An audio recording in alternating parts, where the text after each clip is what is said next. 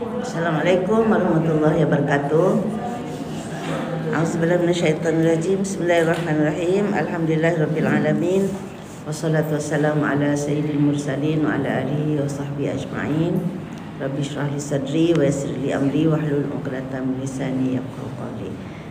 Alhamdulillah, kita panjatkan syukur kehadirat Allah Subhanahu wa taala.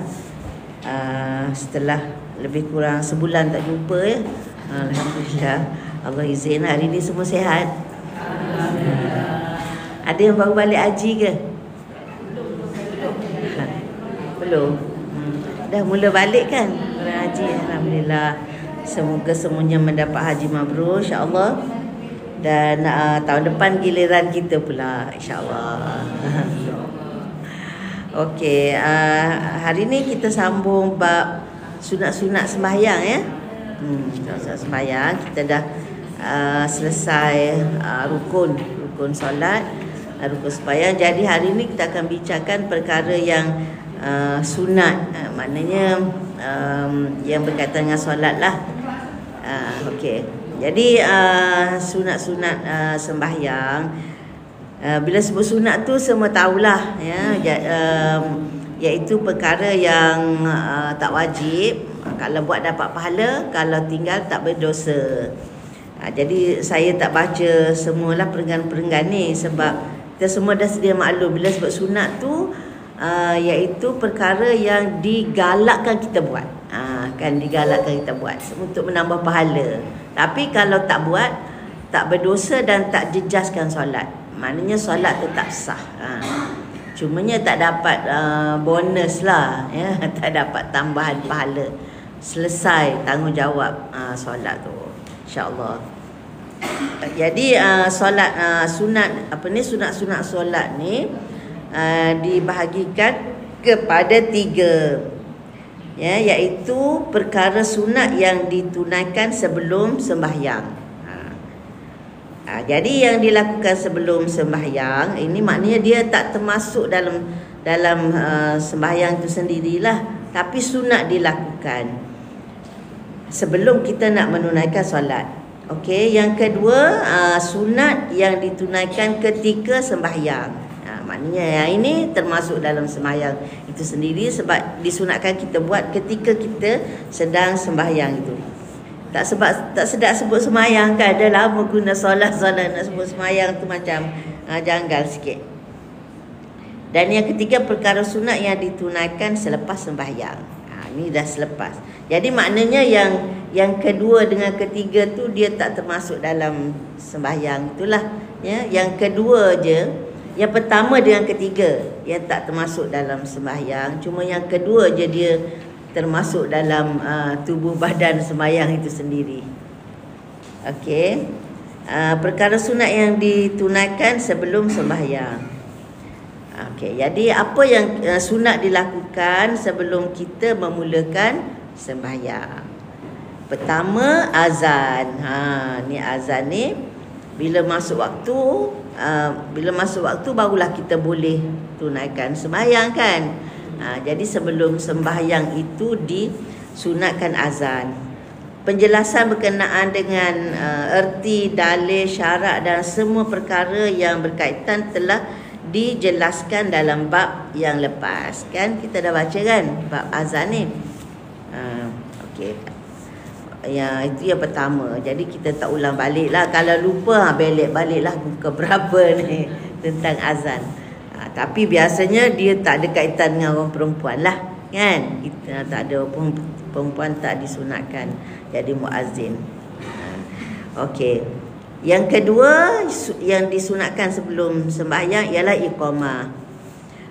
Iqamah, penjelasan mengenainya dari segi makna, syarat dan perbezaan antaranya dengan azan juga telah dijelaskan dalam tajuk yang lalu. Ya, sama tajuk dengan azan tadi. Jadi kita tak ulang balik lah ya. Okey. Ini yang ketiga. Sunat yang ketiga ialah meletakkan sesuatu pemisah atau dipanggil sutra ya. Pemisah di hadapannya yang memisahkan antaranya dengan orang-orang yang lalu lalang.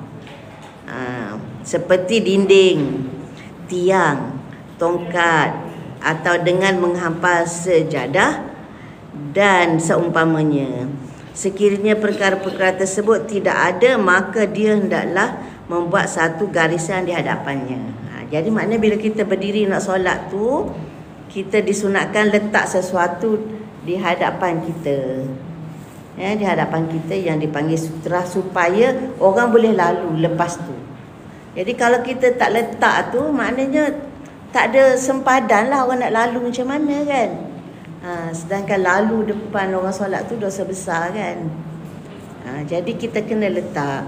Jadi kalau kita masuk masjid tu, kalau kita katalah nak solat sunat kan, sebelum solat fardu berjemaah tu, kalau kita tak bawa sejadah, kita cari tiang lah, kita solat. Macam ada tiang berdiri kat sini, kita solat depan tiang tu. Jadi tiang tu jadi sutrah kita. Tapi kalau kita ada sejadah, kita bentang sejadah, bentang macam ni, jadi yang hujung sejadah ni lah sutrahnya. Jadi lepas pada sejadah tu orang boleh lalu lah. Kalau atas sejadah ni orang tak boleh lalu lah. Itu tujuannya. Cumanya nak bawa sejadah pergi masjid tu, jangan sejadah yang besar, besar lebar kan. Kebanyakan kan sejadah lebar. Jadi bila sejadah tu lebar, kita berdiri kat tengah ni kosong. Ya, jadi orang lain betas sejadah lebar juga. Dia berdiri kat tengah. Jadi maknanya jarak antara seorang jemaah dengan jemaah yang kedua ni dalam satu hasta kan, kosong banyak. Itu tak elok lah tu kan. Dia sepatutnya rapat-rapat. Jadi kita ambil sejadah kecil je lah kan, yang muat-muat kita berdiri badan kita je. Sebab tujuan sejadah tu bukanlah sunat sujud atas sejadah tu, sebenarnya nak memudahkan kita buat sutrah tu kan. Jadi kalau kita tak ada sejadah, tak bawa, letaklah apa-apa. Ya. Kalau kadang-kadang kita semain terlupa nak letak benda. Kadang-kadang saya lalu. Terlupa nak beritahu dia. Itulah masalahnya orang nak lalu tu. Maknanya kalau jadi kalau sekiranya macam ni kita ni terlupa nak letak, tak letak. Jadi kalau ada orang nak lalu, dia boleh letak depan kita tu. Dia letaklah apa-apa yang dia ada tu, dia letak sekejap depan kita, dia pun lalu kat. Lepas sutra tu, lepas tu dia ambil lah balik dia punya tu. Ataupun dia ambil apa-apa yang ada kat dalam masjid tu, dia letak je lah supaya orang lain pun nak lalu boleh. Gitu. Ya. Jadi letak sutra tu sunat demi untuk menjaga kepentingan orang lain kan. Tapi kalau tak ada sutra tu, tak adalah kata solat kita tak sah ke, jejas ke apa kan. Tama-tama kalau kita dalam bilik kita tak ada siapa nak lalu, tak ada masalah lah. Sunat diletakkan itu saja. Okey. Jadi ingatlah kalau ada sejadah besar tu semayang kat rumah je lah. Nak pergi masjid tak usahlah bawa yang besar kan. Tapi ada juga orang dia sejadah yang disediakan di masjid tu kan besar-besar juga kan. Jadi seorang bentang, dia duduk atas sejadah tu. Datang seorang ambil satu sejadah lagi, dia bentang, dia pun duduk atas sejadah tu. Jadi saf tu tak rapat juga kan. Kata imam kata rapatkan saf, bukan rapatkan sejadah. Kan. Apa dia? Yelah, itu lainlah darurat kan. Itu darurat sekarang insya-Allah dah tak ada darurat tu. Okey, jadi dalil sunatnya letak sutrah ni, Imam Bukhari dan Muslim meriwayatkan daripada Ibnu Umar radhiyallahu anhuma, apabila Rasulullah sallallahu alaihi wasallam keluar pada hari-hari raya. Hari-hari raya tu maknanya raya fitrah atau raya haji. Baginda memerintahkan supaya diambil sebilah lembing yang pendek lalu diletakkan di hadapannya. Sebab Selalunya hari raya baginda sallallahu alaihi wasallam solat di tempat lapang. Baginda tak solat di masjid. Jadi bila dia pergi tempat lapang tu, dia suruh ambillah sesuatu. Dia contoh kat sini lembing yang pendek letak di hadapan dia. Lalu baginda bersembahyang dengan berhadapan lembing tersebut, sedang orang ramai berada di hadapannya, di belakangnya. Perbuatan tersebut dilakukan juga oleh baginda ketika bermusafir. Maksudnya begitu juga ketika Rasulullah sallallahu alaihi wasallam solat ketika dalam musafir lah, berhenti kan dalam musafir tu, berhenti singgah dekat padang pasir tu. Bila baginda nak solat, dia suruh letaklah sesuatu depan dia. Jadi maknanya orang belakang sutrah mereka imam tu lah kan. Jadi sah belakang, sutrah dia orang depan dia gitu lah. Jadi tak adalah setiap sah kena letak sutrah tu kan. Jadi sebenarnya antara sah-sah tu tak boleh lalu lah kan. Sepatutnya. Okey, yang afdal ialah pemisah tersebut diletakkan berhampiran dengan tempat sujud. Maknanya biar orang kata apa, cukup-cukup je lah tempat sujud kita. Janganlah panjang sangat kan. Katalah kita berdiri kat sini, kita boleh sujud. Bila kita sujud sampai sini, jadi letak dekat je lah. Janganlah letak jauh sangat tu. Gitu maksud dia ya. Yang afdal ialah pemisah tersebut diletakkan berhampiran dengan tempat sujud. Imam Bukhari dan Muslim meriwayatkan daripada Sahl bin Sa'ad radhiyallahu anhu bahawa dia berkata, antara tempat sembahyang Rasulullah sallallahu alaihi wasallam dan dinding seluas tempat lalu kambing. Tempat lalu kambing. Ni maknanya anggaran itulah kita boleh, anggaran kita sujud sampai ke mana kepala kita tu kan. Jadi itulah 3 perkara yang disunatkan sebelum solat. Wuduk macam mana wuduk? Wuduk masa solat ke sebelum solat? Sebelum. Apa hukum? Wajib kan. Tak sebut tu sebab wuduk tu yang wajib, ini yang sunat kan. Wuduk tu kalau tak ambil tak boleh solat lah kan. Okey. Okey, yang kedua, perkara sunat yang ditunaikan ketika sembahyang. Kesembahyang. Okey, yang sunat dalam sembahyang terbahagi kepada 2 bahagian ataupun 2 kategori ya. Yang pertama dipanggil sunat ab'ad. Sunat ab'ad. Itu pun dia eja dengan ejaan Arabnya ya. Ab'ad. Dan yang kedua dipanggil sunat hayat. Hayat. Jadi apa beza antara sunat ab'ad dengan sunat hayat ni? Sunat ab'ad ialah semua perkara yang kalau ditinggalkan maka ia boleh ditampung semula dengan sujud sahwi. Boleh ditampung semula dengan sujud sahwi. Bila sujud sahwi tu? Iaitu di akhir sembahyang. Manakala sunat hayat pula perkara yang kalau ditinggalkan ia tidak membawa kepada perlunya sujud sahwi. Jadi sunat ab'ad ialah kalau kita tinggalkan ditampung dengan sujud sahwi di hujung solat. Sunat hayat pula tidak disunatkan sujud sahwi. Kita akan jelaskan berkenaan sujud sahwi dan perkara yang berkaitan dengannya di akhir perbahasan mengenai amalan-amalan sembahyang. Okey, bagaimana nak sujud sahwi itu, berapa kali, itu akan dijelaskan kemudian. Jadi sekarang kita akan mula memperkatakan beberapa sunat ab'ad, kemudian diikuti dengan sunat hayat. Di sunat ab'ad, ni ada berapa? Ya, sunat ab'ad ada berapa? 5. Okey, ada 5 ya sunat ab'ad. Okey, pertama tahiyat awal, tasyahud, dia guna tasyahud ya. tasyahud awal.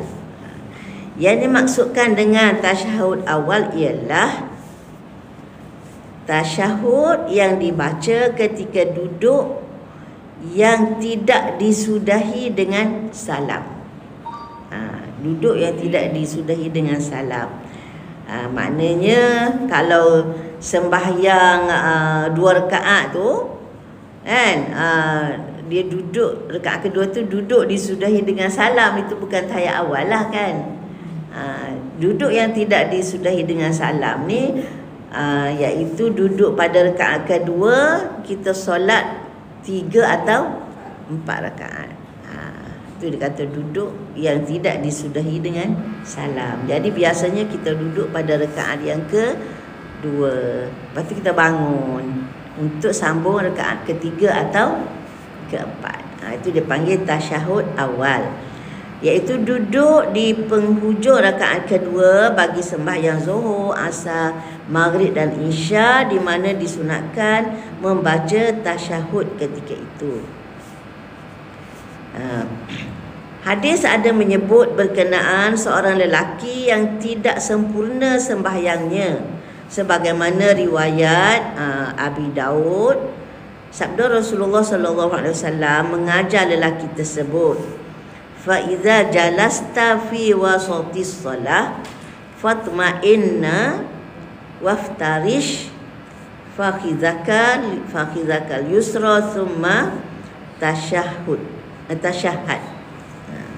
Apabila kamu telah duduk sampai di pertengahan sembahyang, maka tetaplah sebentar dan dudukkan paha kamu yang kiri dan bacalah tasyahud. Jadi ni dalil sunat duduk tasyahud tu. Dalil yang menunjukkan bahawa tasyahud awal ini sunat dan bukan fardu ialah hadis riwayat Bukhari dan Muslim. Rasulullah SAW mendirikan sembahyang zuhur dan baginda telah meninggalkan duduk pada tasyahud awal. Maknanya pada rakaat kedua tu baginda tak duduk baca tasyahud, baginda terus bangun. Apabila baginda menyempurnakan sembahyang, baginda sujud dengan 2 kali sujud, iaitu sujud sahwi. Iaitu sujud sahwi sebagai ganti kepada tasyahud awal yang ditinggalkan dengan sebab meninggalkan duduk tersebut. Sekiranya ia merupakan satu rukun, nescaya baginda SAW pasti akan tetap melakukannya dan ia tidak tertampung dengan melakukan sujud sahwi. Jadi hadis pertama, Nabi suruh lelaki tu duduk tasyahud awal. Jadi bila suruh tu kita tak tahu lagi wajib ke sunat tu. Kemudian hadis kedua ni Rasulullah SAW sendiri tak buat. Bila dia tak buat, di akhir solat tu dia sujud sahwi. Jadi itu menunjukkan bahawa duduk tu tak wajib. Jadi kalau wajib, mesti nak kena buat juga, tak boleh sujud sahwi kan. Itu maksud dia. Jadi katakan Nabi dia tak duduk, tak baca tasyahud, terus bangun. Jadi maknanya rakaat tu tak sempurna lah, sebab tak cukup satu yang wajib. Jadi mesti tambah satu lagi kan. Macam kita tak baca Fatihah kan. Dengan sengaja lah. Macam itulah. Ataupun macam kita tak sempurna sujud, macam kita kata sujud sekali je, lepas tu dah bangun, kan. Jadi maknanya rakaat tu tak cukup, kena tambah satu lagi rakaat. Tapi yang ini Rasulullah tak buat. Tapi Rasulullah tak tambah pun rakaat, cuma Rasulullah tampung dengan sujud sahwi. Jadi dia kata itu menunjukkan tahiyat tu tak wajib. Gitu. Okey, ada nak tanya?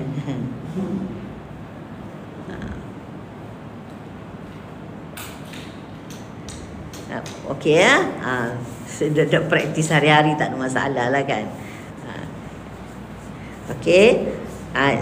Jadi sunat ab'ad yang pertama duduk. Sunat yang pertama baca tasyahud masa duduk tu. Ya. Okey. Sunat ab'ad kedua, selawat ke atas Nabi selepas tasyahud. Lepas tasyahud awal tadi, kan? Jadi kita baca at-tahiyyatu mubarakatuh, kemudian assalamualaikum, assalamualaina, asyhadu an la ilaha illallah wa asyhadu anna muhammadar rasulullah. Tu tasyahud kat situ. Lepas tasyahud tu kita pun kata apa? Allahumma salli ala Muhammad. Allahumma salli ala Muhammad. Tu. Ya, selawat ke atas Nabi. Jadi itu dia tu dianggap tersendiri, ya. Bukan sebahagian daripada tasyahud, tapi dia satu sunat yang tersendiri.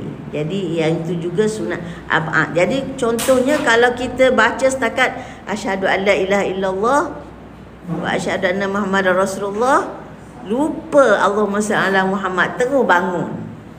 Gitu kan, terus bangun. Jadi tampung dengan sujud sahwi juga. Okey. Ia juga merupakan sunat yang kalau ditinggalkan perlu kepada melakukan sujud sahwi. Okey. Kemudian yang ketiga, duduk untuk membaca tasyahud. Duduk untuk membaca tasyahud awal. Ini bermakna ketiga-tiga perbuatan di atas adalah 3 perkara sunat yang berasingan, iaitu sunat duduk, sunat baca tasyahud padanya, dan sunat berselawat. Ni ada 3 perkara dah di situ tu. Tapi kalau dah tak duduk tu, tak adalah baca kot, kan? Betul tak? Ada tak baru berdiri, aku tak baca tasyahud tadi, baca sambil berdiri. Ada tak buat macam tu? Tak adalah, kan? Tapi contohnya lah, kan, aku lupa baca tasyahud tadi, dah berdiri dah, bacalah sekarang, kan? Jadi kena sujud sahwi juga. Okey, jadi maknanya 3 perkara yang berlaku kira serentak lah, kan? Duduk, baca tasyahud, lepas tu yang mungkin boleh berlakunya habis wa asyhadu anna muhammadar rasulullah, terus bangun, lupa Allahumma salli ala Muhammad. Macam tu. Okey, yang keempat, sunat ab'ad. Yang keempat, selawat ke atas keluarga Nabi sallallahu alaihi wasallam selepas tasyahud akhir yang merupakan rukun dalam sembahyang. Tasyahud akhir tu rukun. Ya, tasyahud akhir tu rukun. Tapi selepas tasyahud akhir tu sunat selawat ke atas keluarga Nabi sallallahu alaihi wasallam. Dengan erti kata lain, disunatkan berselawat ke atas keluarga Nabi sallallahu alaihi wasallam selepas membaca tasyahud ketika duduk untuk tahiyat tasyahud yang akhir, yakni duduk tahiyat akhir, dan berselawat ke atas Nabi sallallahu alaihi wasallam. Jadi maknanya kalau orang dia rakaat akhir tu, duduk tahiyat akhir tu, dia baca tasyahud sampai Allahumma salli ala Muhammad sahaja. Kemudian dia lupa wa ala ali Muhammad. Jadi semayang tu sah juga, tapi sunat sujud sahwi. Bila nak sujud sahwi tu? Kalau okay, contohnya dia baca sampai Allahumma salli ala Muhammad, takat tu dia pun assalamualaikum.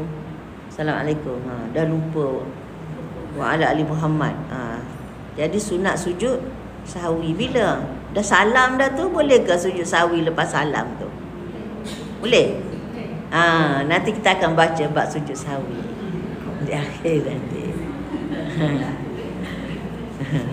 Okey. Okey, lafaz yang sempurna untuk selawat telah disebut dalam tajuk yang lalu. Lafaz selawat dah disebut. Tak ulang lagi kat sini. Okey, tak apa. Okey, yang kelima, sunat ab'ad. Membaca kunut ketika iktidal di rakaat kedua pada sembahyang subuh. Dan di akhir rakaat sembahyang witir selepas separuh daripada bulan Ramadan. Dan juga ketika iktidal di rakaat yang akhir pada mana-mana sembahyang yang dibaca kunut nazilah. Okey. Imam Ahmad dan lainnya meriwayatkan daripada Anas radhiyallahu anhu, katanya Rasulullah sallallahu alaihi wasallam sentiasa membaca kunut pada sembahyang subuh sehingga baginda meninggal dunia. Al-Imam Bukhari dan Muslim meriwayatkan daripada Anas radhiyallahu anhu, dia telah ditanya, adakah Nabi membaca kunut pada sembahyang subuh? Jawabnya ya. Kemudian ditanya lagi, adakah kunut itu sebelum rukuk? Jawabnya selepas sedikit daripada rukuk. Maknanya bangun saja daripada rukuk terus baca kunut. Sila rujuk kepada Al-Baihaqi pada bab sembahyang subuh dan bab kunut pada sembahyang witir. Okay. Kunut yang disunatkan ini boleh dilakukan bermula dengan memuji Allah Ta'ala dan berdoa kepadanya dengan apa sahaja yang dia mahu, seperti menyatakan Allahumma ghfirli ya ghafur. Maksudnya, wahai Tuhanku, ampunilah dosaku, wahai Tuhan yang Maha Pengampun. Okey, jadi baca macam ni pun dah cukup dah. Ya, bangun daripada rukuk tu, rakaat terakhir tu, angkat tangan, Allahumma ghfirli ya ghafur. Itu pun dah memadai. Tetapi yang sempurna ialah iltizam dengan doa yang dibaca oleh Rasulullah sallallahu alaihi wasallam sendiri.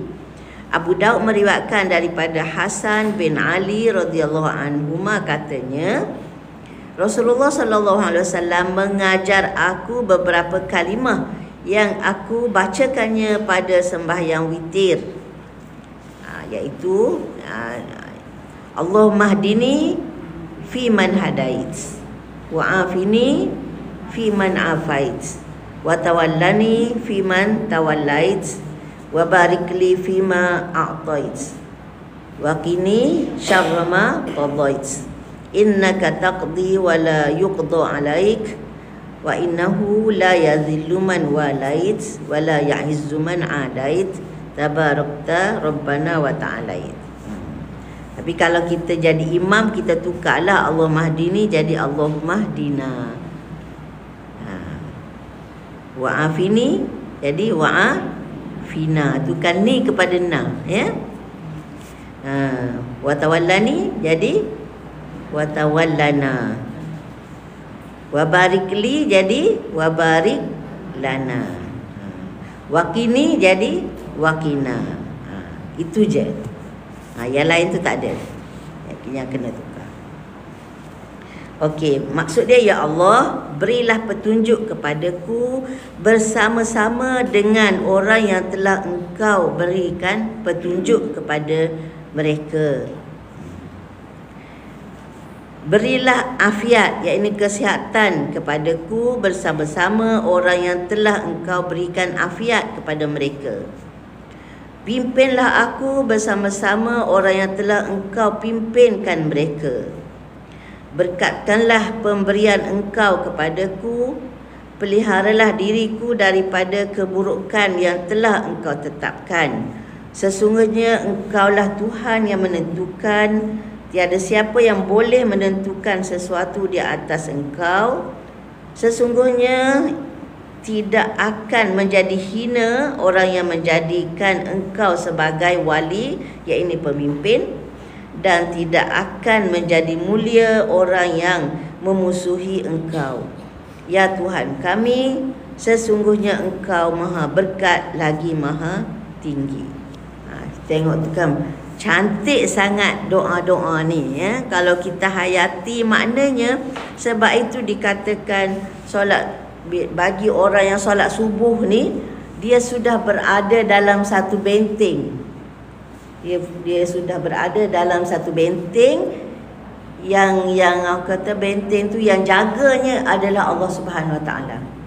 Macam kita ni dah dah dibentengi Allah Subhanahu Wa Taala yang melindungi kita dari bencana. Kan? Bayangkan kita kata Allah mahdini fiman hadait. Ya Allah, berilah petunjuk kepadaku bersama orang yang Engkau telah beri petunjuk. Maknanya seolah-olahnya perjalanan kita pada hari itu dah clear, dapat petunjuk daripada Allah. Maknanya kita tak pergi dah jalan yang sesat, jalan yang tak tahu hujung pangkal tu. Kita dah berjalan di atas jalan yang lurus, yang dibimbing, yang ditunjuk, yang disinari oleh Allah Subhanahu Wa Taala. Kemudian wa'afini fiman afait, dan sihatkan saya bersama orang yang sihat. Jadi mudah-mudahan hari itu tu tak adalah letih, lesu, malas kan. Sihat je dah. Dah doa ni kan. Ni kita doa sungguh-sungguh, Allah kabulkan tak? Kabul. Apalagi kita sedang berdiri menghadap dia ni. Kan, wa'afini fiman afait. Jadi biar lepas main subuh tu biar rasa sihat ni, aku dah minta dengan Allah tadi sihat. Kan. Kemudian apa lagi? Wa tawallani fiman tawallait. Mana dia? Telah engkau pimpinlah aku bersama-sama orang yang pimpin. Tawallani ni maknanya pimpin, lindung, jaga, ambil berat, semua tu kasih, sayangi, semua termasuk dalam perkataan tawallani. Sebab dia daripada perkataan wali. Wali ni maknanya orang yang wali ni maknanya melindungi, mengasihi, menjaga, semua termasuk kat situ. Cantik kan? Wa barik li fima atait, dan berkatkanlah untukku apa yang engkau telah beri. Jadi apa-apa yang Allah beri pada kita tu biar berkat. Kalau beri rezeki yang berkat, beri apa? Sihat yang berkat, ya bermanfaat untuk kita kan. Beri umur panjang berkat ya. Berkat tu dia asal makna berkat ni dia subur, berkembang, baik, bermanfaat. Itu berkat. Orang kata rezeki tak berkat. Dapat rezeki sekejap aja hancur ke apa tu kata tak berkat. Ataupun dapat rezeki diguna salah guna. Kan? Guna untuk benda-benda yang tak faedah. Itu mana tak berkat. Beri umur disia-siakan. Kan? Asyik duk tidur, duk melangut, duk main. Tu tak berkat lah umur tu. Sebab masa kita duk melangut, duk main tu, dia tak memberi apa-apa bekalan kepada kita kan. Sedangkan hidup kita di dunia ni, Allah makin Allah beri usia untuk kita tambah bekal sebenarnya. Tapi kita buang 2 jam, buang saja melangut. Kan? Jadi tak ada apa. Tak berkat lah tu. Kan? Faham? Padahal kalau 2 jam tu, kalau boleh isi, kalau tak ada kerja lain sangat, baca Quran dah 2 juzuk dah. 2 juzuk dah berapa banyak pahala. Sebab satu huruf berapa? 10 kan. Jadi kalau 2 juzuk tu 40 muka surat dah. 1 juzuk 20 muka surat. Jadi bayangkan satu muka surat tu berapa huruf. Satu baris tu lebih kurang 30 huruf. Lebih kurang lah, ada lebih kurang kan. Satu baris 30 huruf. Satu baris dia ada 15 baris kan. Satu muka ada 15 baris. Jadi 30 kali 15 berapa huruf satu muka surat? Berapa? Katalah 30. 30 kali 15 berapa? Cuba kali. Siapa ada kalkulator? Kali. Itu baru satu muka surat. Kalau 2 juzuk 40 muka surat. Masya Allah, banyaknya pahala. Kan rugi saja tu duduk melangut kan. Kalau tak ada kerja. Kan? Kalau ada kerja tak apalah, buat kerja yang berfaedah, berkat jugalah tu kan. Dapat masak untuk anak, suami, berkatlah tu kan. Jaga mak, berkatlah tu semua tu. Jadi itu maksud berkat tu. Maknanya apa yang Allah beri digunakan, dimanfaatkan untuk perkara yang menguntungkan kita. Untung dunia, untung akhirat. Yang paling besar untuk akhirat lah. Tapi kita buat amal duniawi, amal dunia, kita boleh raih pahala akhirat kan, dengan niat yang betul. Kan. Misalnya lama aku tak dengar khabar dia tu, nak telefon lah tanya khabar. Itu dapat pahala tak tu? Dapat pahala kan? Ya, kita tanya khabar, lepas bagi salam, tanya khabar. Dia suka tak bila dengar kita tanya khabar? Suka. Terima kasihlah tanya khabar. Jadi antara amalan yang afdal, yang besar pahala, ialah kita gembirakan hati saudara kita. Gembirakan hati. Jadi bagi apa?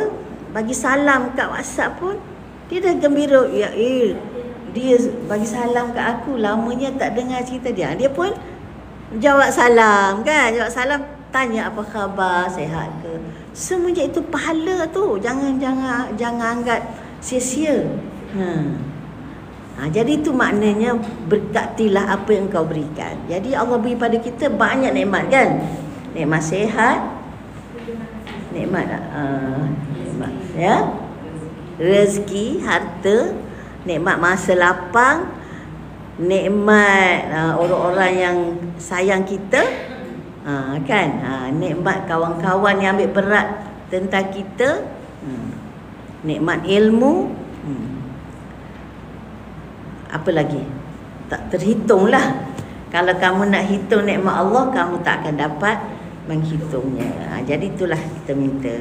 Okey. Dan peliharalah aku daripada ketentuan yang tak baik. Apa-apa yang tak baik, kita minta Allah peliharakan daripada keburukan yang akan menimpa kita. Jadi bencana yang paling buruk yang menimpa kita ialah bencana ke atas agama kita. Betul tak? Bencana ke atas agama. Kalau bencana ke atas dunia ni, hilang harta ke, hilang sihat ke, itu bencana yang enteng banding dengan bencana ke atas agama, di mana kita lalai, kita malas solat, kita tak ingat Allah. Itu bencana tu kan? Jadi kita minta Allah lindungi kita daripada bencana-bencana tu. Bencana menyebabkan kita malas nak solat, bencana menyebabkan kita lupa Allah kan, bencana menyebabkan kita tak syukur, bencana yang menyebabkan kita kita mengutuk-ngutuk ujian kan. Kenapalah asyik aku je kena uji, kan? Kita rasa tak puas hati. Tadi aku dah hilang ni macam ni lah, macam-macam kita duduk mengutuk kan, dah jatuh ditimpa tangga. Itu bencana tu tau. Lebih daripada bencana yang menimpa tubuh kita kan. Kan? Betul tak? Semuanya itu kita minta Allah lindungi kita.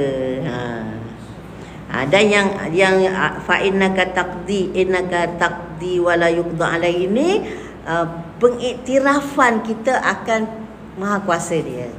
Jadi kita minta ni tak sia-sia, sebab kita minta dengan yang Maha Kuasa, yang mana dia yang menentukan segala-galanya. Jadi wala yuqda alaihi maknanya kalau Allah nak macam ni, tak ada orang yang boleh bantah dah. Kan, tak ada orang boleh halang. Itu maknanya wala yuqda alaihi. Tak ada orang yang boleh halang, bantah, ubah. Allah yang tetapkan. Allah kata hari ni engkau sihat. Datanglah orang cuba nak buat macam mana kan. Bagi kita nak bagi kita minum racun ke apa, Allah tak izin. Mungkin ada je sebab kita tak minum racun tu. Contohlah kan. Jadi maknanya kalau Allah dah tetapkan sesuatu ke atas kita, tak ada siapa yang boleh atasi, tak ada siapa boleh halang. Jadi dengan itu kita akan melangkah dengan penuh yakin. Kalau Allah tak takdirkan kita dapat bahaya, tak akan kena. Walaupun semua makhluk merancang untuk mengenakan kita. Okey. Wa innahu la yadhillu man walait. Tidak hina orang yang bergantung, berlindung dengan Allah.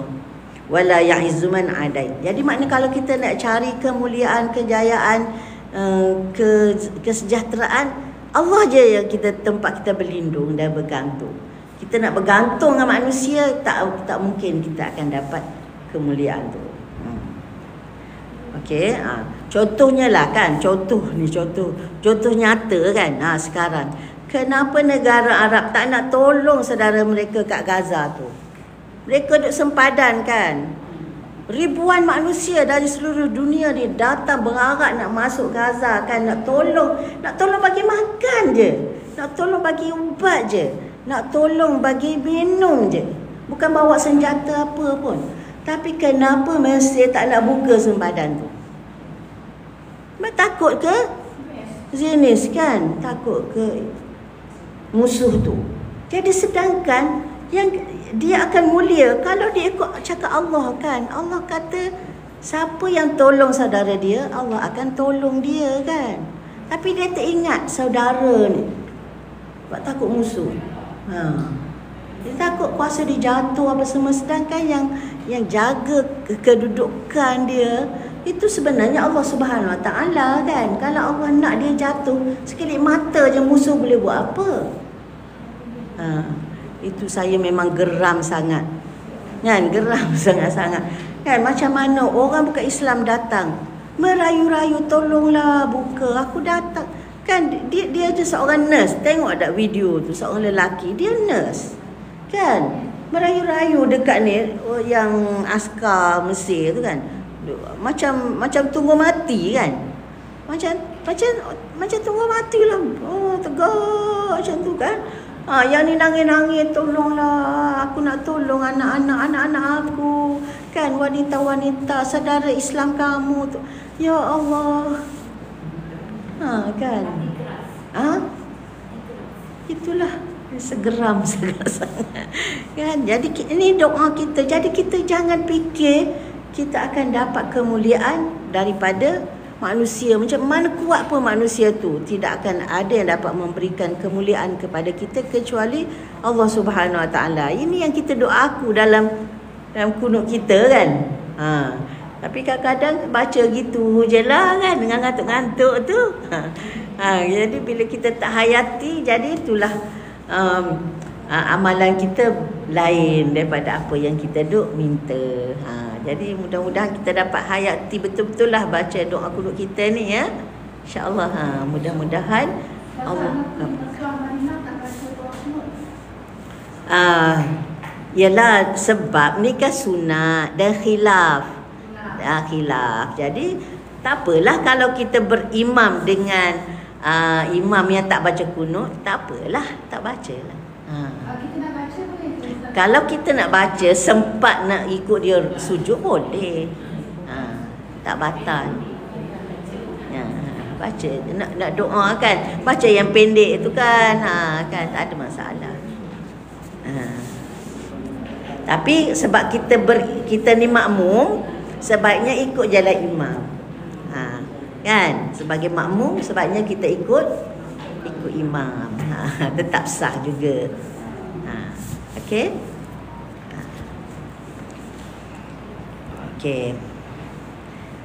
Okey, dia kata sini imam disunatkan membacanya dengan lafaz jamak. Ini ustazah contoh tadi, Allahumma hdini jadi Allahumma dina. Yalah, kalau kat rumah mana tahu kan jadi imam kepada anak-anak ke menantu-menantu ke kan. Dia kumpul ramai-ramai tu, yang lelaki pergi masjid, kita kat rumah perempuan ni mak mertua lah jadi imam. Tapi mana ada juga orang yang menantu dia hafizah ke apa kan.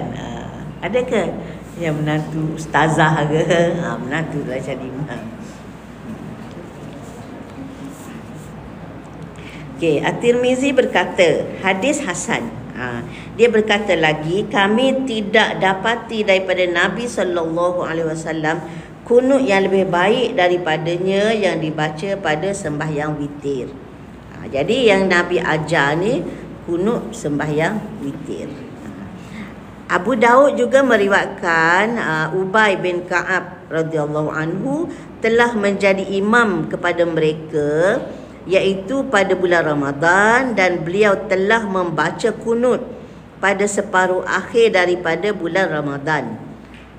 Al-Hakim meriwayatkan daripada Abu Hurairah radhiyallahu anhu, apabila Nabi SAW mengangkat kepalanya dari rukuk pada sembahyang subuh di rakaat kedua, baginda mengangkat kedua-dua tangannya sambil berdoa, Allahumma hdini fi man hadait. Ya Allah, berilah aku petunjuk bersama-sama dengan orang yang engkau telah beri petunjuk kepada mereka. Ya. Para ulama menyatakan bahawa sunat menambahkan pada kunut itu. Habis ni tambah falakal hamdu ala ma qadait astaghfirukallahumma rabbana wa natubu ilaik wa sallallahu ala sayyidina Muhammadin nabiyil ummi wa ala alihi wa sahbihi wasallam. Bagimu segala puji-pujian di atas segala ketetapanmu kepada atas segala ketetapanmu ya Allah. Falakal hamdu ala ma qadait. Jadi pujian ini pun satu doa yang sangat besar pahala, ya. Pujian ni. Ya Allah, kami memohon keampunan dan bertaubat kepadamu. Selawat dan salam Allah ke atas penghulu Nabi Muhammad, seorang Nabi yang ummi, dan ke atas keluarga serta sahabatnya. Ini berdasarkan hadis-hadis sahih yang menyebut tentang selawat ke atas Nabi selepas berdoa dan berzikir. Disunatkan mengangkat kedua tangan ketika membaca kunut dengan menghalakan kedua tapak tangan ke arah langit. Angkat macam itulah. Ya. Jadi itu sajalah sunat ab'ad. Sunat ab'ad.